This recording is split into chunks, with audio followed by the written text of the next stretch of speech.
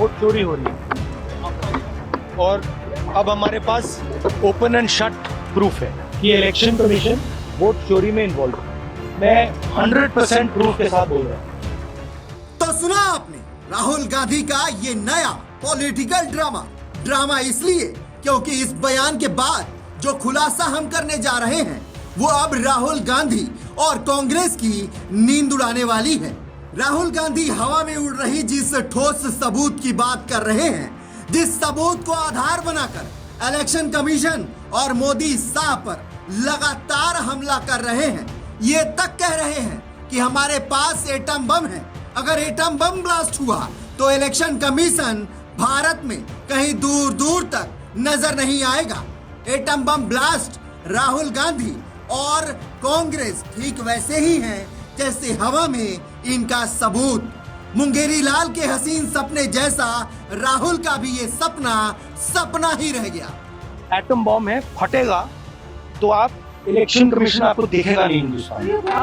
सदन से लेकर सड़क तक जिस सबूत का ढिढोरा राहुल गांधी पीट रहे थे, दरअसल वो सबूत कहीं है ही नहीं। जिस कथित सबूत को ढूंढने में राहुल को 6 महीने लगे, जिस पर उन्होंने अपना इन्वेस्टिगेशन का दावा किया, उसका कोई अस्तित्व ही नहीं है। अब राहुल गांधी मोदी और सदन तो दूर, मीडिया को फेस करने लायक नहीं होने वाले हैं। जिस सबूत के दम पर इलेक्शन कमीशन और मोदी शाह को फंसाने के सपने राहुल बुन रहे थे, अब राहुल को उन्हीं के नेता ने ऐसा फंसाया है कि वो फिर कभी इलेक्शन कमीशन पर मनगढ़ंत कहानी नहीं बनाएंगे। क्या है पूरा मामला, आइए जानते हैं विस्तार से। मीडिया रिपोर्ट्स की माने तो जिस नेता ने राहुल गांधी को चिट्ठी लिखकर लोकसभा चुनाव में फर्जीवाड़े के सबूत देने की बात कही थी, अब उसी के पास वो सबूत नहीं है। इसी नेता के कथित सबूतों के आधार पर राहुल गांधी बेंगलुरु के फ्रीडम पार्क में 5 अगस्त को एक बड़े विरोध प्रदर्शन का नेतृत्व करने जा रहे हैं। उन्होंने प्रेस कॉन्फ्रेंस कर केंद्र सरकार की पोल खोलने का भी दावा किया, लेकिन अब पता चल रहा है जिन सबूतों की बात की गई थी वो तो गुम हो गए। राहुल गांधी ने प्रेस कॉन्फ्रेंस में दावा किया कि केंद्र सरकार ने वोटर लिस्ट में बड़े पैमाने पर फर्जीवाड़ा किया है। उन्होंने कहा कि चुनाव प्रक्रिया में ये धोखा लोकतंत्र के लिए खतरा है और इससे भाजपा सरकार का असली चेहरा सामने आता है। राहुल गांधी ने इस फर्जीवाड़े के सबूत सामने रखने की बात कही और चुनाव आयोग से इसे तुरंत जांच करने का आग्रह किया। उनका कहना है कि इस मुद्दे पर केंद्र सरकार की पोल खुलने वाली है, जिससे पूरे देश में चुनावों की निष्पक्षता पर सवाल खड़े होंगे।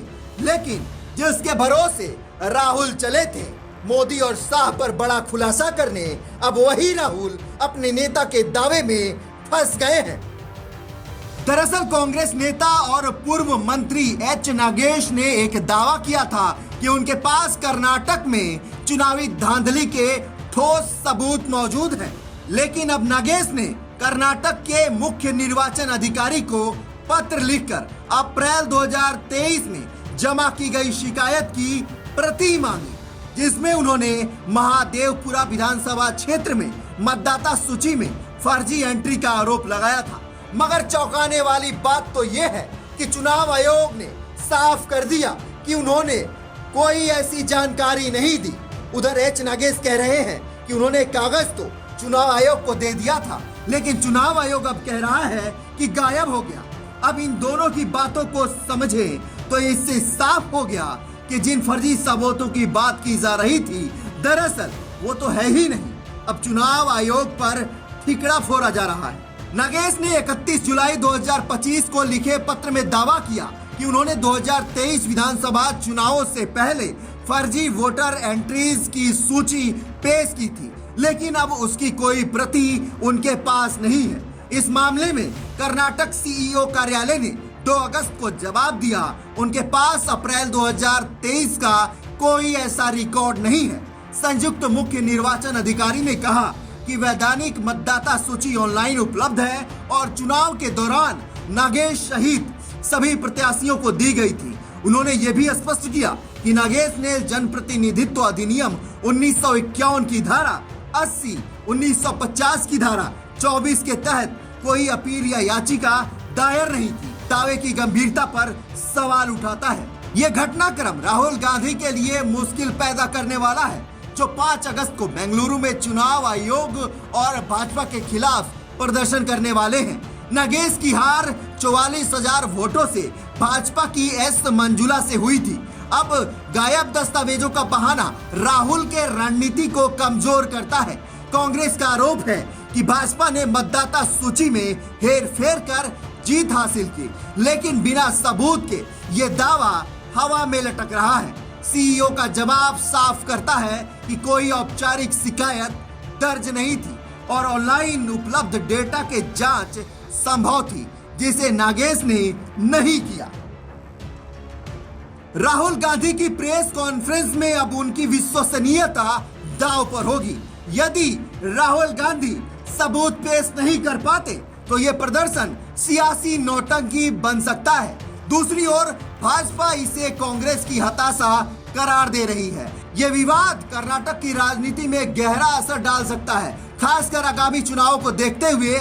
नागेश का गायब दस्तावेजों का दावा अब राहुल के लिए एक बड़ा सिरदर्द बन गया है, जो उनके फर्जी वोटिंग के आरोपों को सही ठहराने में बाधा बन रहा है। बहरहाल जिस तरीके से राहुल गांधी सड़क से लेकर सदन तक लगातार इलेक्शन कमीशन और मोदी और शाह पर चोरी और फर्जीवाड़े का जो ठिकरा फोड़ रहे थे, उस पर आपकी क्या प्रतिक्रिया है, कमेंट कर हमें जरूर बताएं। और वीडियो अच्छी लगे तो लाइक और शेयर करना ना भूलें।